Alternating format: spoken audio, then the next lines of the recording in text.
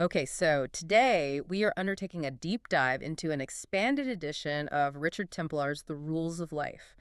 It's basically a personal code for living a better, happier, more successful life. Yeah, and what's really key here is how he defines that. It's not vague self-help talk. Right, it's about specific behaviors. Exactly. His method is all based on observation.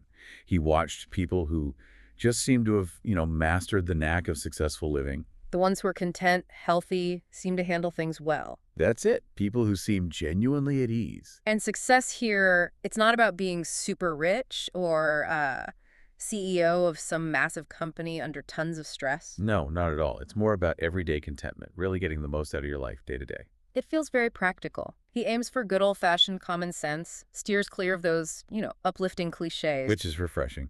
So our mission today is to pull out the core ideas from the Rules for You section. Focusing on the ones that need conscious choice, real changes in how you act. Think of it like a mental toolkit. An operating system for living better. Let's kick off with where these ideas even came from. Templar tells this great story about his grandmother. Oh yeah, the department store one. That's the one. She worked at a big London store, and as a kid, he used to hide under a massive desk. Making him basically an accidental spy on human behavior. Exactly. And he noticed something really interesting. It was about how people acted, wasn't it? Like those who already seemed like they'd been promoted. Spot on. The employees who dressed, thought, and carried themselves as if they already had the next job up. Well, they were often the ones who got it. And he saw that pattern applied everywhere in life. Certain ways of being just seemed to smooth the path forward. Lets you shrug off adversity more easily, as he puts it, and maybe spread a bit of happiness, too. Which leads nicely into the very first rule, and it's a bit of a curveball, isn't it? Totally counterintuitive. Rule 1, keep it under your hat. Meaning, if you decide to try living by these rules, don't go shouting about it. Don't preach, don't try to convert everyone. Why, though? Well, partly it's because people just don't like being preached at. Think about the classic self-righteous ex-smoker. Nobody wants that lecture. Right, people shy away, as he says. But there's more to it, isn't there? Something psychological. Yeah, there is. It's this idea that announcing your goal, talking about the change you're making, it can actually, strangely, reduce your motivation to actually do it. Wait, really? Just talking about it? Uh-huh. You get that little hit of social approval. Someone says, oh, wow, good for you, just for saying you'll do it. Ah, so your brain kind of ticks the box, thinks the job's done. Pretty much. It's like Yeah. premature celebration. It undermines the actual hard work of changing your behavior. Kind of like self-sabotage that disguises enthusiasm. Okay, that makes the rule much clearer. It's an internal journey. The reward is the change itself, not telling everyone. Exactly. He uses that brilliant example about asking someone, how are you? Yeah, most people just want to hear fine. Anything more is a commitment. Right. They aren't really signing up for the full story. And it's the same with playing by these rules. Just do it quietly. Okay, so if personal growth is private, then what about dealing with, well, the past, the stuff that holds us back? Good transition. Because Templar definitely isn't selling perfection. Which brings us to rule 2. You'll get older, but not necessarily wiser. Oof, that's a bit blunt, isn't it? We kind of hope wisdom just accumulates. We do. But his point is, you're always going to make mistakes. Maybe different ones, hopefully not the same ones over and over, but mistakes will happen. So wisdom isn't about not messing up. No, it's about how you handle the aftermath. Learning to escape afterward with our dignity and sanity intact. That's the real skill. Which means being kind to yourself, forgiving yourself. Radically forgiving yourself. Yes, trying to be mistake-proof is just exhausting and impossible. That self-compassion seems like a direct lead into Rule 3. Accept what is done is done. This feels crucial for past hurts, people treating you badly, maybe a tough upbringing. Absolutely vital. Because holding on to resentment, regret, anger, he says, it fizzles away internally like some emotional acid. It just makes you ill, keeps you stuck. So forgiveness isn't really about the other person? Not primarily, no. It's for you. It's for your own health and ability to move on. Even if you could confront everyone who ever wronged you, what would it change? There is no going back, only forward. You have to release the past to actually live in the present and future. Precisely. And speaking of accepting the present, warts and all, there's Rule 40. Life is a pizza. I love this analogy. So simple. It really is. You can't have the good stuff in life, the job you love, the great relationship, whatever, without also getting some bits you don't like. Right. The pizza might come with chewy dried tomatoes and olives, even if you didn't order them, like boring meetings at work or a partner's annoying habit. Exactly. And you have two choices. Pick them off or swallow them down. Meaning you deal with the minor annoyances. You don't let them ruin the whole meal or the whole job or the whole relationship. Because fighting reality, refusing to accept those small imperfections, just leads to constant unhappiness. But sometimes it's not just olives, right? Sometimes the whole path is wrong. Ah, yes. And that's where Rule 15, it's okay to give up, comes in. Which sounds like failure, doesn't it? We're taught persistence is everything. We are. But Templar makes a really important distinction here. It's not about quitting because you're lazy or didn't try hard enough. It's about courage. Yes, the courage to admit this path, this job, this situation, it's just fundamentally wrong for me.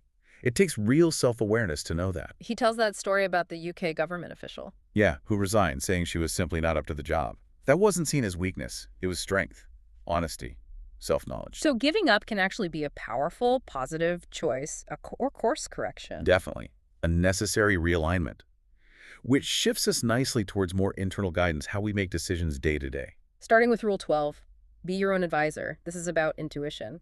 Exactly. Tapping into that fount of wisdom, as he calls it, that quiet, still voice or gut feeling. Which is different from our regular thoughts. Totally different. He contrasts it with the constant babbling mind, the one full of anxieties, second-guessing what other people think. So how do you actually hear that quiet voice amidst all the noise? Well, the practical tip he gives is interesting. Try running big decisions past your inner self. Okay. How? Imagine you have to explain your choice out loud to a small child, a really honest, direct child who just asks, why? Why are you doing that? And if your explanation sounds flimsy or too complicated or just not true when you say it like that. Then that's your intuition waving a red flag. It cuts through the self-deception. Okay, I like that. So once you connect with that inner guide, you need to align your awareness. Which brings us to Rule 13, no fear, no surprise, no hesitation, no doubt, quite a mantra. It is. It comes from a 17th century samurai warrior. For modern life, Templar really focuses on the no surprise part. No surprise. But life is full of surprises, isn't it? Things happen out of the blue. Well, he argues that often we feel ambushed because we're basically asleep half the time. We're not paying attention. So if we look closer, we'd see clues, warnings. Often, yes. Maybe not for everything, but for a lot of things, relationship problems brewing, shifts at work, the surprise feels sudden, but the signs might have been there. I have to push back a little there, though. What about big external shocks? Economic crashes, global events? Surely we can't predict those. No, you're right, not specific events like that.